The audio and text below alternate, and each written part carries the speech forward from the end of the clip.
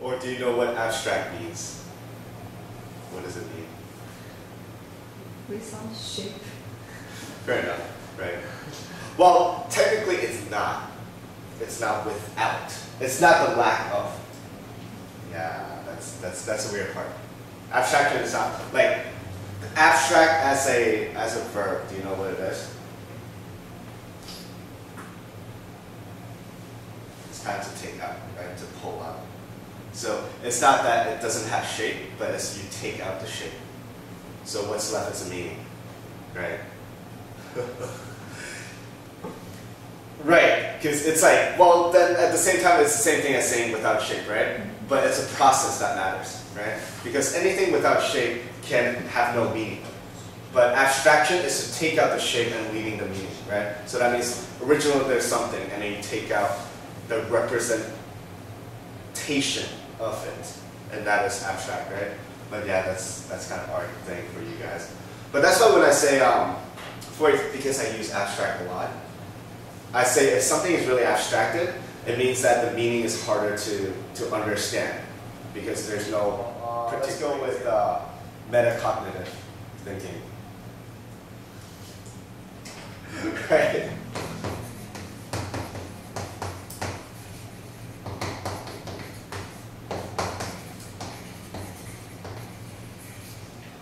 You guys know meta? Did I teach about this word here? Meta. It's like beyond, right? So if you kind of say, what about cognitive? What's your thinking about? Right? Cognitive is essentially thinking, right?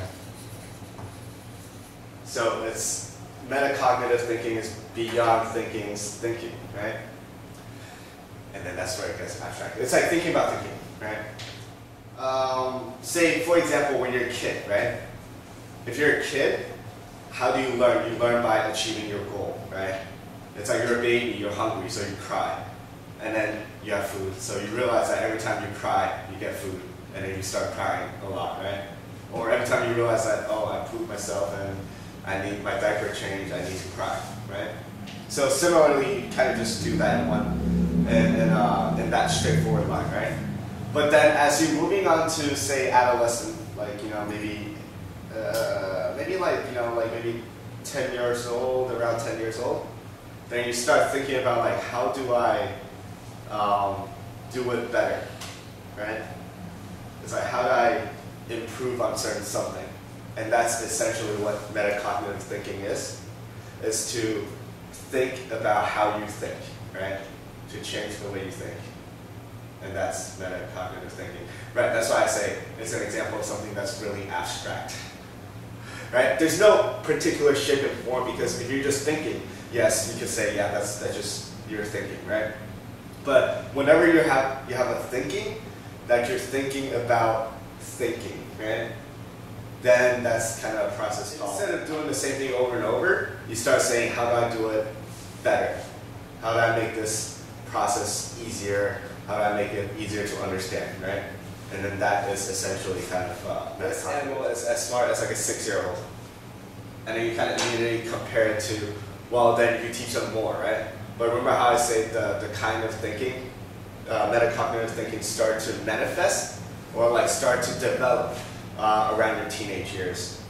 So that's where humans start to differentiate from smart and intelligence. In animals, it's like kind of like how many complex command can they do and how fast do they learn, right? So that's, and then they kind of compare that to human child to say, well, this child understands like these amount of commands, right? And then this dog can understand like 300, and they can learn one in like a day or an hour, and then the command can be really complex, like go, stop, come back a little bit, and then go, what do you think a good neighbor's qualities should be? Right? But don't worry, like, because you want to think about it this way, right? You don't want to answer the question. You want to just design response that you can write a lot about, right? And then of course the basic components is always going to be there. Your ideas, right?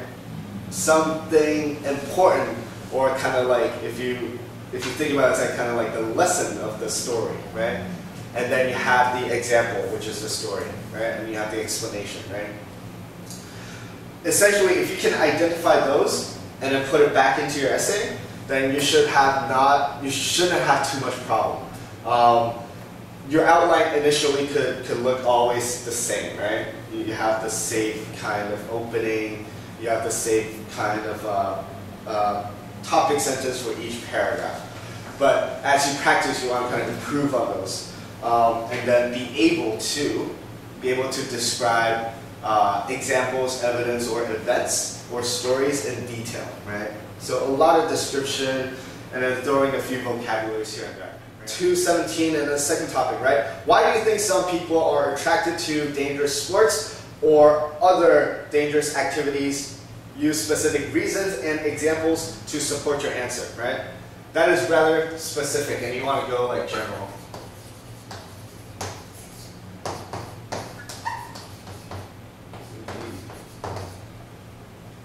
So if you have like a really specific topic, then you want to go a little bit more general, right? So dangerous sports or activities, right? And then they ask you, why do you think people do that? Remember, from speaking, don't answer the question right away, right? You want to be quick on those. And then you want to say like, all right, so what are something in general that people do? And then you lead back into the specific point, right? So you want to kind of go outwards. So if you have like a really small point, you want to expand on it and take a look at it as a whole.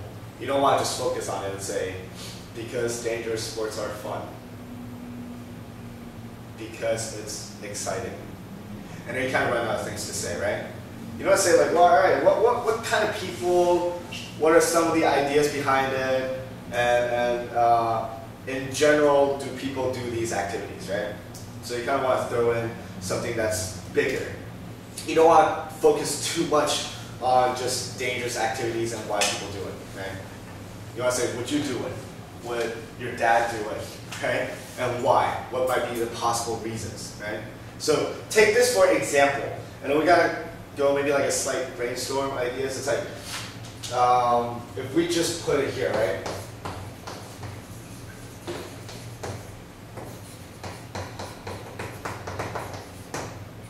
So just anything that pops up to your mind, right?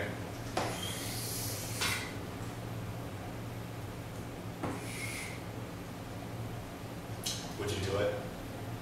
Or you thinking of like an activity you don't know how to say? Yes. What kind of activity? Something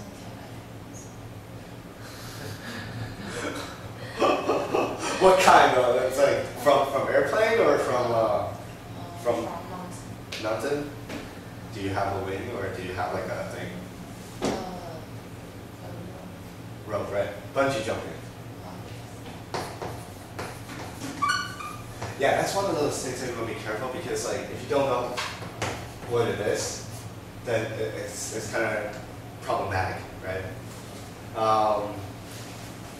What about it? Actually, no. To other people. Yeah, Lewis, you look interested in bungee jump. No? Why not? Why not? It's dangerous. It's dangerous? Yes. You ever heard of people dying from bungee jumping? No, I still die, I would die. Right, why is that though, right? So can you give like a general idea of that? It's that, you know nothing's going to happen to you, right? You know that based on statistics, based on physics that you trust. I'm sorry, because you guys are from science. That there's no way that you could die from bungee jumping if all works accordingly, right? But of course they have really strict regulation on it. But then you still feel unsafe. Why? You know why people are afraid of falling? More so than swimming, right? I mean, like, if you know how to swim, you're not as much afraid of water, but if you don't know how to swim, then you're afraid of water. And then when you fall, you're also afraid. Yeah. Why is that? You know, I can fly. You can fly? I can't. You can't, right? Yes. So yeah, exactly. What?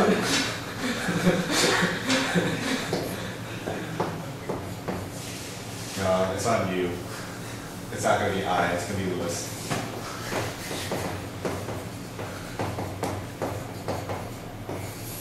Yeah, that's on you. But what is the notion of that, right?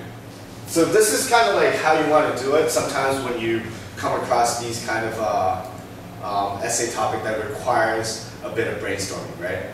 I know you guys got, yeah, I'm going to hit it at you guys.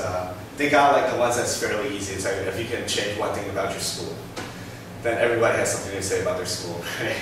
The ones you guys took, the essay topic is like if you can change one thing about the school, which one would you change, right? That's still fairly specific, right? That's still like a specific topic. So it's easy to kind of like talk about certain things, but then if you go too specific into something, it gets, you kind of trap yourself into like moving into a different direction. But I think people have like really big opinions on very specific things about their school.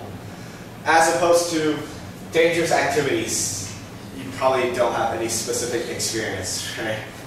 Which I don't know why they would give you these. Like school life, if you're being specific, then it's easy, right? But dangerous activities, so what are the nature or the characteristics of a dangerous activity? Does it really mean that you could die? Or it feels dangerous? Let's kind of go with Gerald. What do you think? It's kind of self-accomplishment. Self-accomplishment. Elaborate.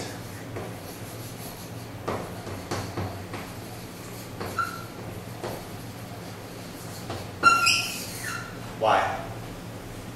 It's like you're afraid of losing ability and want to jump, but you conquer your fear and you try it. You did it, so it's kind of.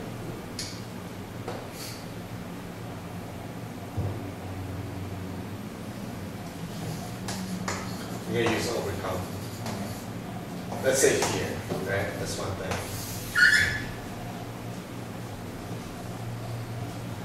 Yeah, I guess that works. And what other things do you have to say? Whether it's like example or, let's think general. Let's think general, right? It's like, what do you think, well, why do you think people would do it, right? And for what kind of, say, characteristics that everyone would have that would lead them to participate in dangerous activities. You could essentially create a compelling or like a convincing essay with drink and drive, right? But because you're getting kind of whoops.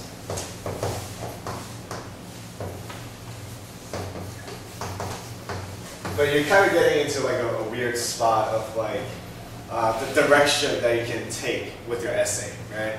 So you want to be careful with that. It's even more specific. It's even more specific than just like a dangerous activity, like something like a bungee jump, right? Because the reason, but I'm gonna give you like some luxury to say like, all right, what are the reasons that people drink and drive? What's the reasoning behind drinking and driving? They want to go back to some place for convenience. Or you can still take a taxi, right?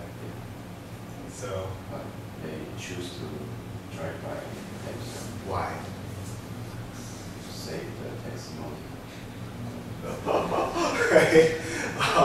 It's kind of, I think this topic is really hard to develop, but you could essentially make like a good one, right? So something like, I don't know why I keep, save money, and then ease, and what else? Don't worry about it. Think about it, but we're gonna focus on this, but keep that in mind, and after the break I'm gonna ask you again, because it's a pretty fun exercise to work on. But anyways, yeah, so usually this is like the kind of topic that people would have trouble with, right? Then you have to think big in terms of like in general, right? When I say general, I say like, you know, like human behavior, right? You want to kind of consider everyone as a person that will take it into some dangerous activities, right?